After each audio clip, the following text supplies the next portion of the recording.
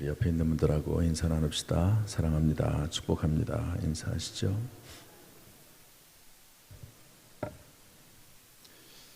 우리 잘 될 것입니다. 믿음으로 선포하겠습니다. 시작.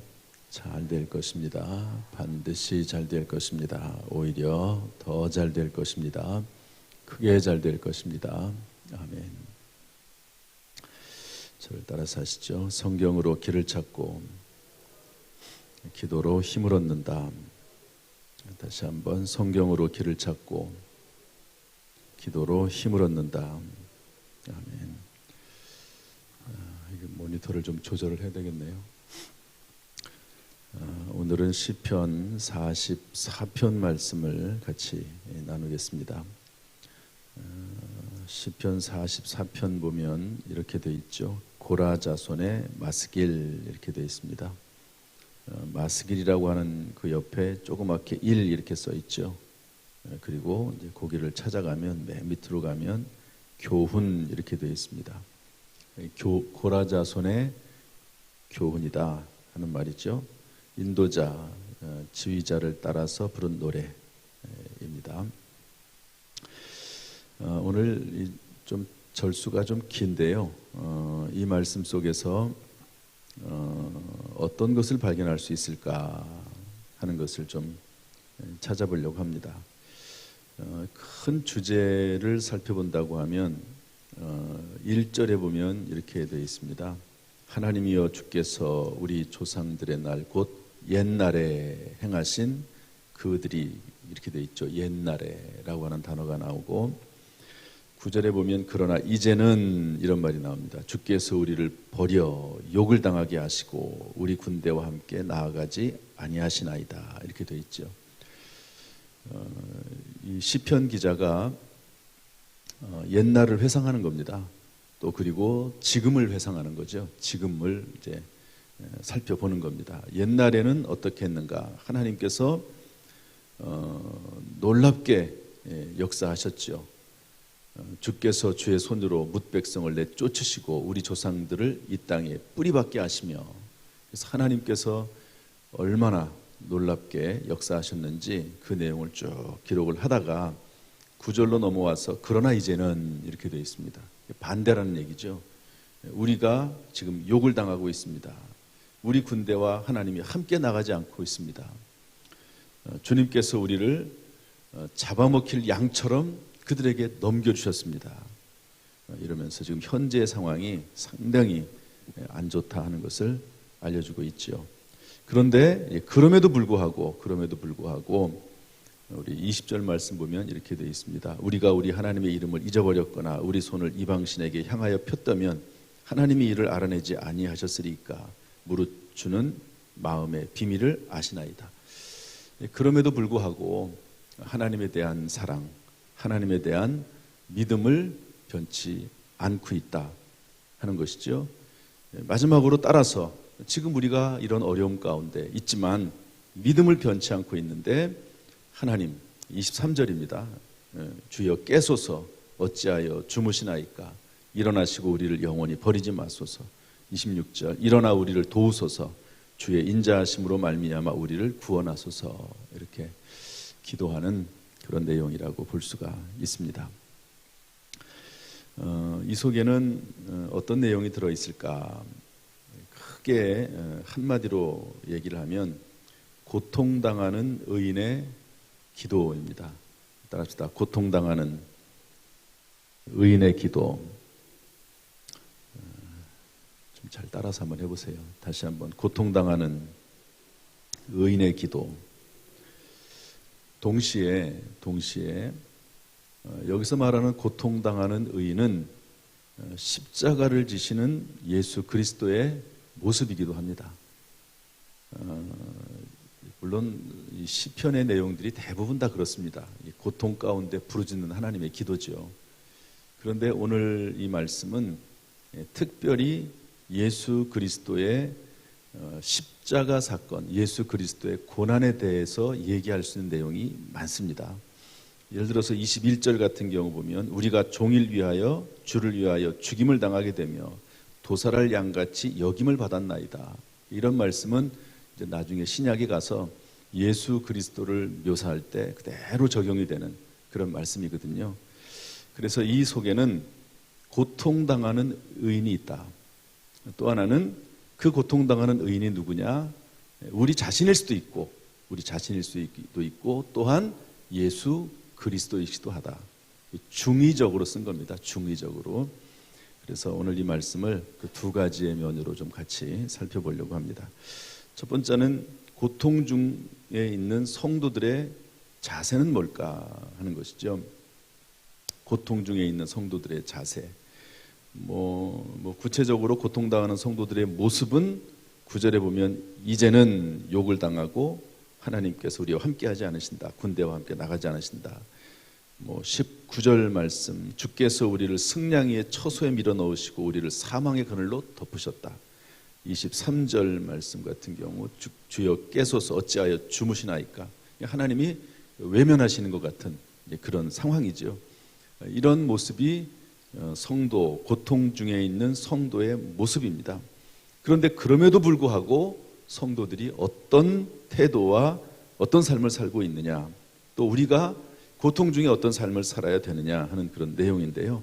우리 6절, 7절 말씀 한번 읽어보겠습니다. 6절, 7절 다 같이 읽어보죠. 시작. 나는 내 활을 의지하지 아니할 것이라. 내 칼이 나를 구원하지 못하리이다. 오직 주께서 우리 원수들에게서 구원하시고 우리를 미워하는 자로 수치를 당하게 하셨나이다. 여기 보면 오직 주께서 이런 말이 나옵니다. 오직 주께서. 따라합시다. 오직 주께서. 오직 주만 의지한다는 거죠. 물론 칼이나 활이 전혀 필요 없다는 것은 아니죠. 그러나 주 안에 있을 때 칼이나 활도 의미가 있는 것이지, 우리에게 있는 칼이나 활이나 재물이나 능력이나 주님께서 그것을 꺾고자 하시면 다 소용없습니다. 다 소용없습니다. 하나님께서 무언가 하고자 하시면 안 되는 것이죠. 그래서 그것이 재물이 됐든 뭐가 됐든지 간에 다 마찬가지입니다. 그래서 그런 것들이 필요 없다는 것이 아니라 하나님 안에서는, 하나님의 영광을 위해서는 다 필요하죠. 그러나 그것을 의지하는 것이 아니라 전적으로 하나님을 내가 의지하겠다 하는 것입니다. 여러분, 여리고성을 함락할 때 하나님께서 쓸 수 있는 방법들이 있을 것입니다.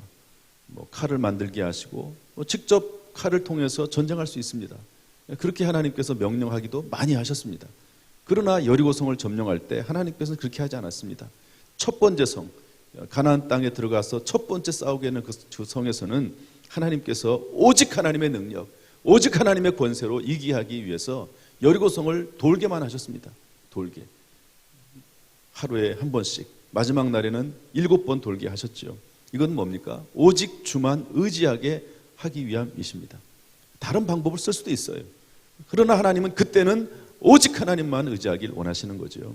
따라서 여러분, 우리의 마음은 늘 하나님을 의지하는 겁니다. 오직 하나님만 의지하는 것이죠.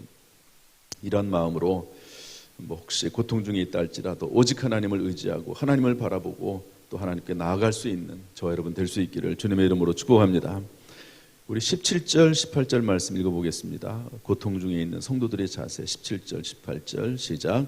이 모든 일이 우리에게 임하였으나 우리가 주를 잊지 아니하며 주의 언약을 어기지 아니하였나이다. 우리의 마음은 위축되지 아니하고 우리 걸음도 주의 길을 떠나지 아니하였으나. 여기 보면 우리가 주를 잊지 아니하며 주의 언약을 어기지 아니하였나이다 이렇게 되어 있습니다. 그럼에도 불구하고 하나님의 약속의 말씀을 지키는 겁니다. 따라합시다. 그럼에도 불구하고. 다시 한번. 그럼에도 불구하고 주의 언약을 지켜 나가는 거죠. 사실 여기에 우리의 신앙에 성패가 달려 있다고 봅니다. 어려움을 당할 때, 또 고난 가운데 있을 때, 그때 사람들은 넘어집니다. 하나님을 떠납니다. 다른 방법을 택합니다. 그런데 그럼에도 불구하고 그때 하나님의 말씀을 붙잡는 거지요. 그 대표적인 사람이 누굽니까? 요셉입니다. 요셉은 그 위기의 순간이 있었죠. 얼마나 많았겠습니까? 억울하게 옥살이하고 종살이하고. 그러다가 특별히 주인의 아내가 유혹할 때 단호하게 얘기합니다. 그럼에도 불구하고 하나님께서 이 요셉을 해방시켜줄, 하나님께서 요셉을 사용할 꿈대로 이루어주실 그때가 언제인지 모르지만 시간이 지나서 점점 그 소망과 꿈이 사라져갈 때, 그때에도 그럼에도 불구하고 하나님의 언약, 하나님의 약속, 하나님에 대한 신앙을 버리지 않았습니다. 그래서 그 유혹이 있을 때 주인께서 다른 것은 다 허락했어도 당신은 허락하지 않았습니다. 단호하게 얘기하고, 그 다음에 그뿐만 아니라 어떻게 당신을 범함으로 하나님께 득죄하리이까, 그러면서 단호하게 물리치면서 하나님의 약속, 언약을 지키는 것을 볼 수가 있습니다. 고통이 있지만 그럼에도 불구하고 하나님의 언약을 어기지 아니하는 사람에게는 요셉과도 같이 하나님이 예비하신 은혜와 축복이 반드시 임하게 될 줄로 믿습니다. 세 번째로 고통 중의 성도의 모습이 21절에 나옵니다. 우리 다 같이 21절 읽어보겠습니다. 시작. 하나님이여 이를 알아내지 아니하셨으리까 무릇 주는 마음의 비밀을 아시나이다. 그럼에도 불구하고 지금 형편이 어렵지만 하나님의 이름을 잊어버리거나 우리 손을 이방신에게 향하여 피지 않았다는 겁니다. 이걸 하나님이 아시지 않습니까? 하나님은 우리의 마음의 비밀을 다 아시고 계십니다. 하나님 내 마음속에 어떤 마음을 품고 하나님을 섬기는지 아시지 않습니까? 이렇게 말하는 거죠. 고통 가운데 하나님을 원망하거나 불평하지 아니하고 오히려 하나님 앞에 더 정결해지고 더 성결해지는 그런 모습을 볼 수가 있습니다. 여러분, 욥이 어려움을 당했죠. 그런데 맨 마지막에 42장에 가서 뭐라고 욥이 얘기합니까? 지금까지는 귀로만 하나님에 대해서 들었사온데 이제는 눈으로 보나이다. 고난이 있었지만 그 고난을 잘 겪어나가서 결국에는 하나님에 대한 신앙이 더 깊어지고 정결해지고 정직해지고 그 마음의 비밀까지, 그 마음의 심령까지 하나님 앞에 가까이 거는 것을 볼 수가 있습니다. 여러분, 어려울수록 더 하나님 앞에 정결함을 보여드리는, 정직함을 보여드리는 저와 여러분이 될 수 있기를 주님의 이름으로 축복합니다.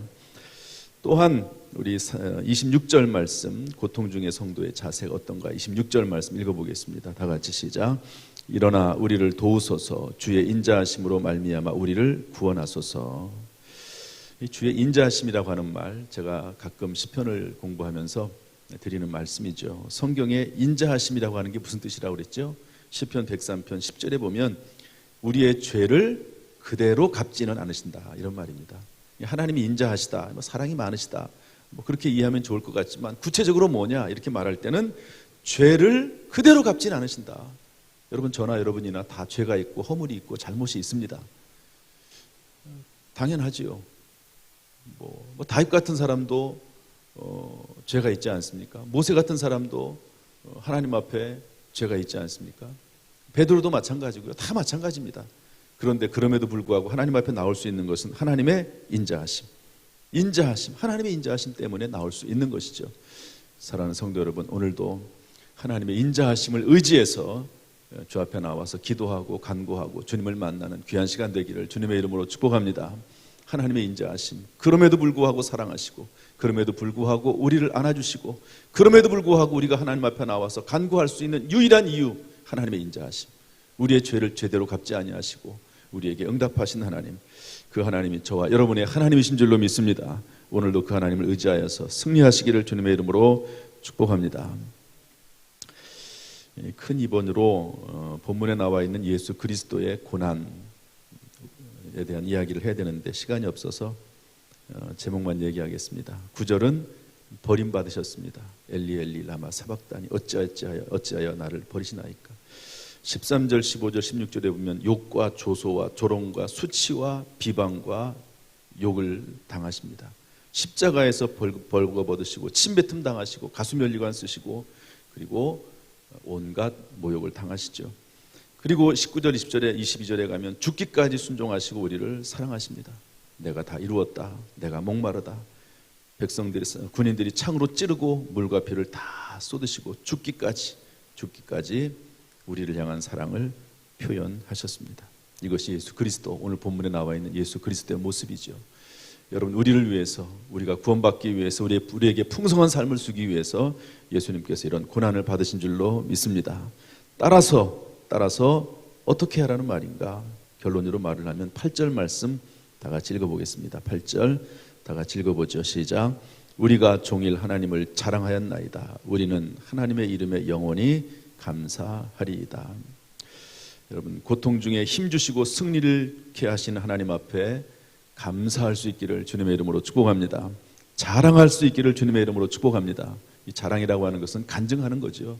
여러분, 다니엘 세례 기도를 하면서 본인의 이야기를 합니다. 본인의 이야기가 뭡니까? 하나님을 자랑하는 거죠. 하나님을 높여드리는 겁니다. 예수 그리스도의 하나님, 한없는 하나님의 사랑을 간증하고 높여드리고 감사하는 그런 삶이 반드시 저와 여러분의 삶이 될 수 있기를 주님의 이름으로 축복합니다. 사탄 마귀 악한 영의 세력을 짓밟고 예수 그리스도로 승리하는 저와 여러분 될 수 있기를 주님의 이름으로 축원합니다. 할렐루야. 기도하겠습니다.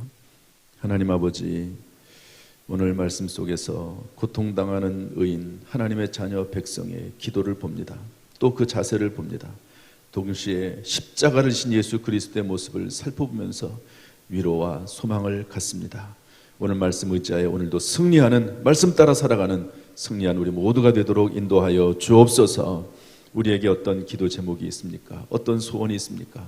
하나님의 은혜를 구합니다. 응답하여 주시고 영혼 육간에 강건하도록 인도하여 주옵소서. 오늘도 승리하여 하나님 앞에 영광 돌리기를 원하오며 예수님의 이름으로 축복하며 기도하옵나이다. 아멘. 이제는 우리 주 예수 그리스도의 은혜와 아버지 하나님의 무한하신 사랑과 성령님의 교통하심이 이 시간 주 앞에 나와 예배드리며 기도하며 찬송하는 모든 성도들에게 지금부터 영원토록 순간순간마다 함께 하시기를 간절히 축원하옵나이다. 아멘.